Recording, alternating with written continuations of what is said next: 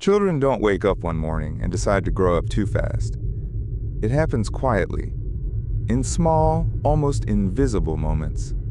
A slammed door, a parent staring at unpaid bills, a mother who says she's fine but looks exhausted, a father who comes home physically present but emotionally gone. And somewhere in that atmosphere, a child begins adjusting.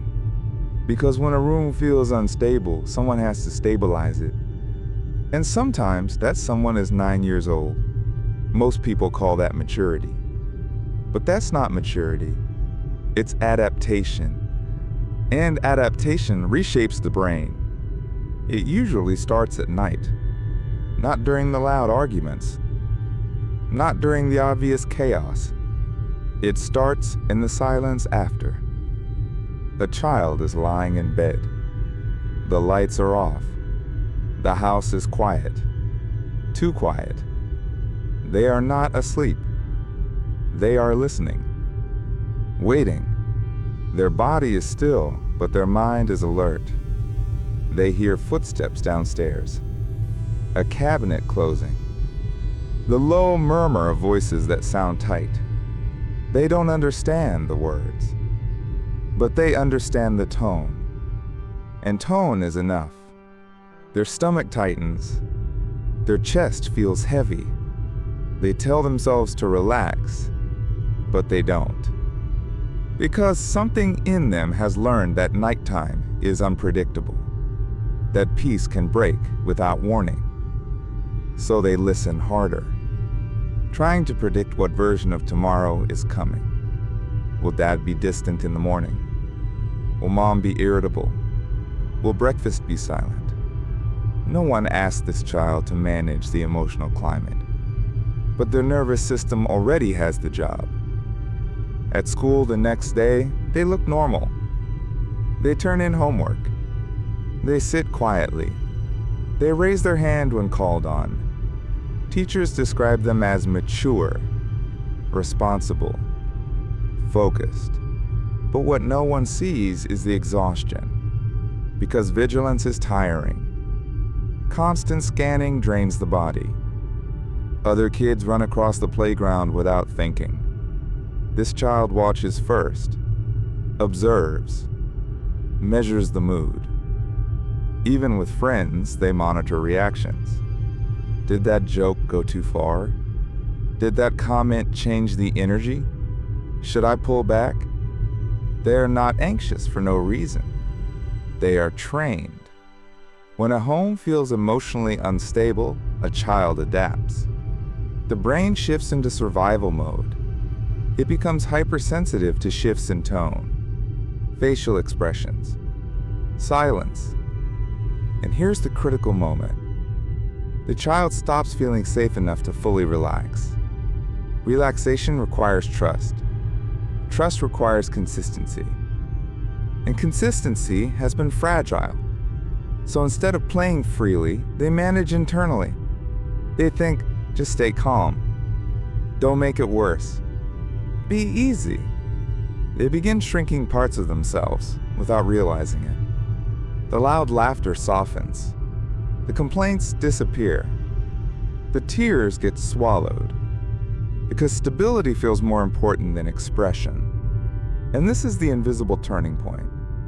The moment the child decides, unconsciously, that their role is not to explore the world, it is to monitor it. They are still young, still small, still needing protection, but their nervous system has moved ahead of their age. It has learned that safety is not guaranteed. It must be maintained. And once a child begins maintaining safety instead of receiving it, something fundamental shifts. They are no longer just growing. They are adapting. And adaptation always comes with a cost. At first, the child only listens. But eventually, listening turns into action. They start noticing patterns. When they stay quiet, arguments end faster. When they help, tension softens. When they don't ask for anything, the house feels lighter. So they experiment. They clean without being told. They take care of younger siblings. They comfort a parent who looks overwhelmed. And something powerful happens. The parent relaxes. Just a little. That small shift feels like success, like control, like purpose. And in that moment, the child learns a dangerous lesson. I can make this better. Not because they should, but because they can. So they lean into it. They become helpful, reliable, easy. They don't slam doors. They don't throw tantrums. They don't demand attention. They study what causes stress and remove themselves from it. At school, teachers love them. At family gatherings, relatives say, "You're so mature for your age." It sounds like praise. But maturity born from pressure is not the same as maturity born from safety. This is where parentification quietly begins. The child becomes the emotional support system. Maybe mom vents to them about financial problems. Maybe dad shares frustrations that are too heavy for small ears. Maybe they hear things about divorce, betrayal, exhaustion. And instead of being shielded from adult burdens, they absorb them. They nod. They listen. They offer comfort. They say it's okay, even when it's not, even when they're scared. Inside, their needs shrink. They stop asking for help with homework. They stop complaining about being bullied. They stop mentioning their own fears, because there is no room. And when a child feels there is no room for their emotions, they store them. They tell themselves, "I'll deal with it later." But later never comes. By middle school, they are the strong one. Friends come to them for advice. Teachers trust them with responsibility. Parents rely on them. They rarely cause problems. But here's the truth no one sees. They are tired, not physically, emotionally. Because carrying stability for others means no one is carrying it for you. They feel older than their peers, older than their own childhood. When classmates talk about crushes and drama, they think about bills. When others complain about curfews, they worry about whether mom cried last night. And slowly, identity forms around usefulness. They don't ask, "Who am I?" They ask, "How can I help?" Love becomes connected to performance. Affection becomes connected to reliability. And self-worth becomes conditional. If I'm strong, I matter. If I'm helpful, I'm valued. If I don't need anything, I won't burden anyone. This belief system feels noble, but it is built on self-erasure. The child doesn't stop needing comfort. They just stop expecting it. And that shift is quiet, invisible, almost admirable. But it lays the foundation for an adult who knows how to carry everyone, except themselves. Children are built to feel loudly. They cry without shame. They laugh without control. They get angry fast. They calm down fast. Emotion moves through them like weather. But in a tense home, weather is dangerous. If crying makes a parent snap, crying stops. If anger creates more chaos, anger disappears. If sadness adds weight to an already heavy room, sadness gets hidden. The child learns to compress, not express. And compression feels mature. It looks controlled. It sounds calm. But inside, nothing has actually been processed. It has only been postponed. Here's what most people don't realize. When a child repeatedly suppresses emotion, the nervous system adapts. Instead of moving through fear, it stores it. Instead of releasing sadness, it internalizes it. The body stays slightly tense. The shoulders tighten. The stomach stays alert. Breathing becomes shallow without them noticing. They don't call it anxiety. They call it normal, because it has always been there. In school, they are composed. When other kids overreact, they stay steady. Teachers admire their emotional control. Friends say, "You're so chill." But calm does not mean safe. It means contained. And containment requires energy, a lot of it. By high school, they rarely cry in front of people. If they do cry, it happens alone. Late at night, quietly. They become experts at swallowing reactions. When someone hurts them, they say, "It's fine." When someone disappoints them, they say, "I get it." When someone crosses a boundary, they minimize it. Because conflict feels dangerous. Conflict reminds their nervous system of instability. So they choose peace, even if it costs them self-respect. And here's where it gets deeper. When you disconnect from uncomfortable emotions long enough, you also disconnect from joyful ones. Excitement feels muted. Desire feels unclear. Anger feels foreign. They struggle to answer simple questions like, "What do you want?" Not because they are indecisive, because wanting was never safe. Needing was never encouraged. And over time, this creates emotional confusion. They might feel sudden waves of irritation, or unexplained exhaustion, or numbness during moments that should feel meaningful. In relationships, this becomes complicated. Their partner says, "Talk to me, tell me how you feel," and they freeze. Not because they don't care, but because they were trained to prioritize stability over honesty. They analyze their emotions instead of feeling them. They intellectualize pain. They rationalize disrespect. They explain away loneliness. From the outside, they look emotionally intelligent. But internally, they feel slightly disconnected from themselves. Like they're performing composure. And performance is tiring. The body keeps score. Tension headaches, jaw clenching, restless sleep. A constant sense that something isn't fully settled. Because unexpressed emotion does not disappear. It waits. Sometimes it leaks out as sudden anger over small things. Sometimes it shows up as burnout. Sometimes it appears as a quiet depression they can't explain. And here is the unsettling truth. The child who grew up too fast learned to regulate others, but never learned how to fully experience themselves. So adulthood feels strange.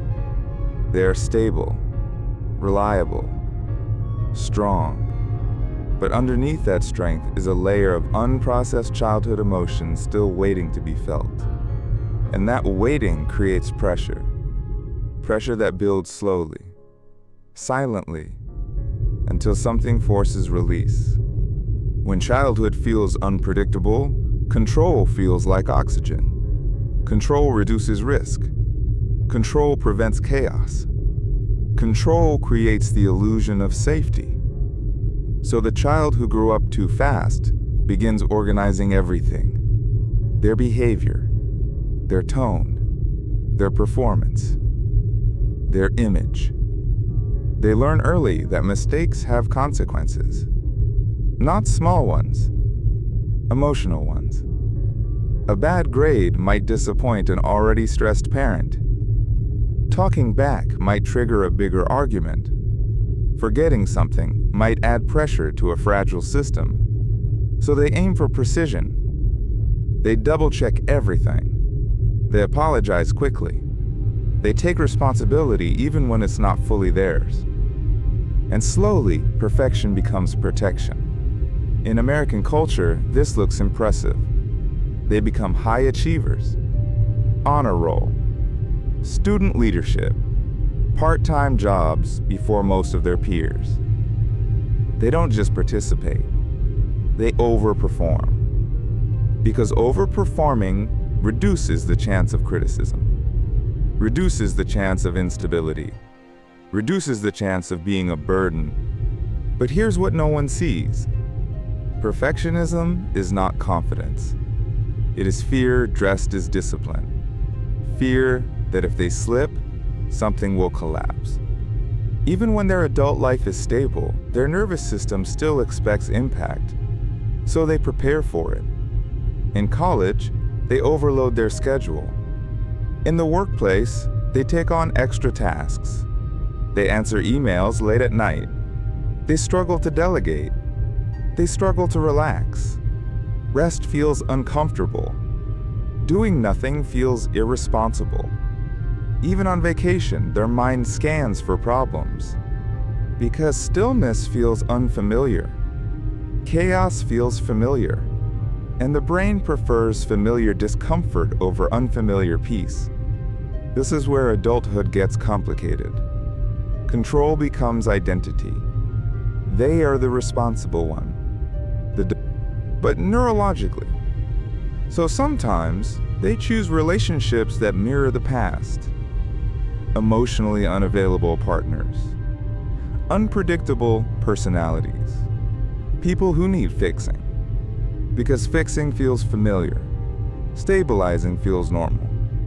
Being the strong one feels safe. Healthy calm can actually feel boring or suspicious because their system equates love with responsibility, not ease.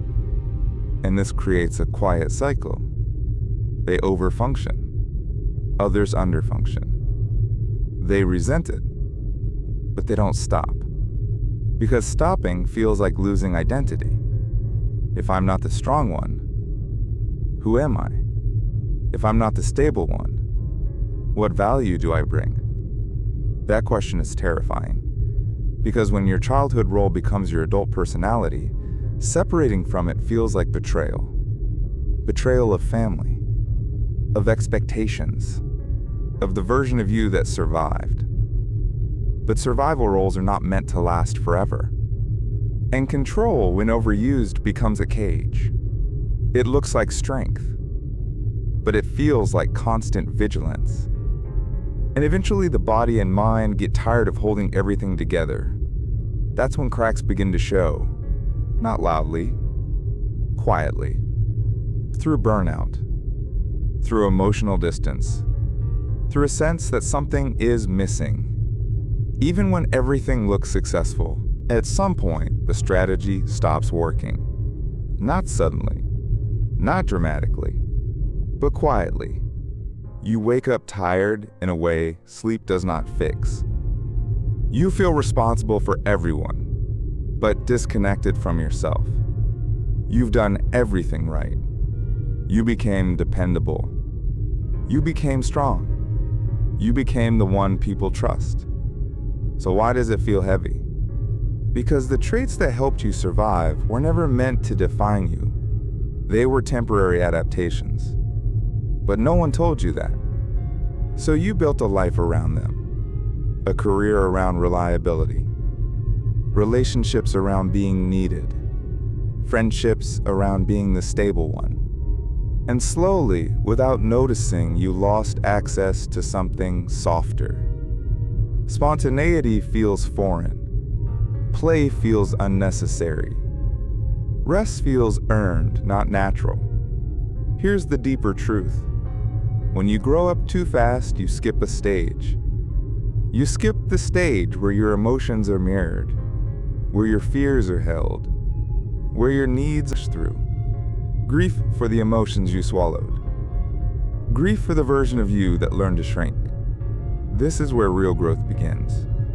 Not by becoming stronger, but by becoming honest. Honest about your limits.